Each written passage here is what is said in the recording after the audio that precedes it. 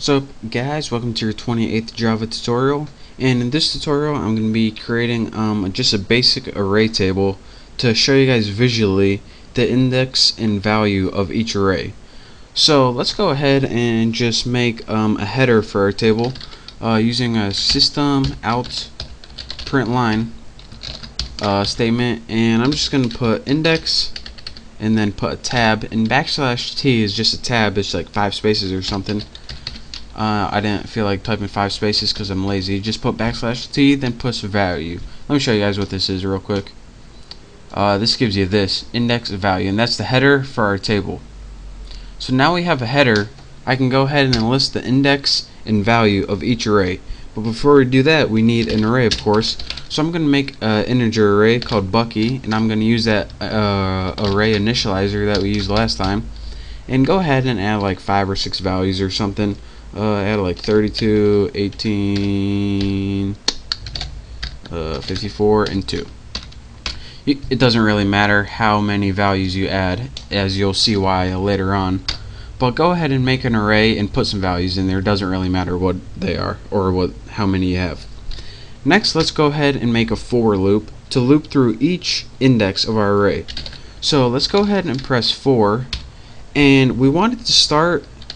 Let's make a counter variable before I keep talking. We want it to start at 0 because our array, our first index of our array is 0. Even though it might have 6 elements in it or 5, the first one is the 0th index. And you'll see why this is later on. And then the next thing you want to do is give it how long do you want to go. Well, as long as it's less than however many are in your array. And this brings me to another point. Every time you make an array, your computer knows how many objects are in that array, and it stores it in something called the name of your array .length. And the only thing that's going to change in this is the first one. Whatever you named your array .length would be, in this case, 1, 2, 3, 4, 5. So counter is less than 5. But if your array changes, you don't have to change this. So anytime you put your array name .length, that gives you the length of your array. It's built into Java. It's a pretty cool function. And now let's just make it increment by 1. And now that we have our for loop looping through 5 times beginning at 0, we can begin to use this. So let's go ahead and make a print statement. Out print line. Did I type it right? Hopefully. And the first thing we want to output is the counter. And what the counter is going to resemble is our index. It starts at 0 and it goes to 4. 0, 1, 2, 3, 4. And this is going to resemble the index. So this counter has the exact same value as the index. Next, let's go ahead and just put a tab, because I'm too lazy to put a bunch of spaces. And now our last value we want to enter, and this is going to be under the value tab of our table. We want to enter the value of the array. So Bucky, and in here we have the index, which is going to be counter. So let me run this and let me show you guys what this does. Hopefully I don't have any errors, and I don't. So here's what it does. As you can see, we have built a nice little table right here that shows us what index of our array is and what the value is. So Bucky 0 equals 32, 1, 12, and so on. And as you can see, Bucky 0 equals 32, 1, 12, 2, 18, 354, 4, 2. And that's what this table did down here. There you go.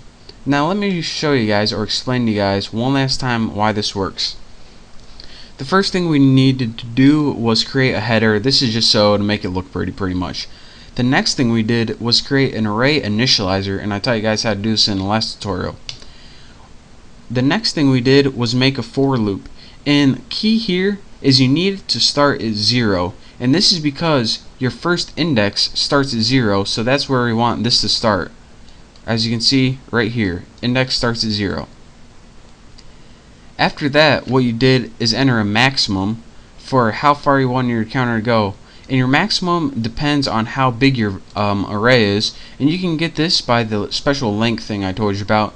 and of course you want to go through it one at a time.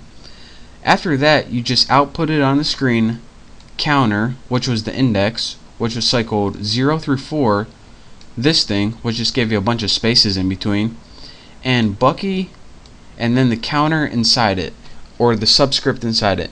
And whenever you did this, it referenced, say you reference Bucky 1, it would give you this value.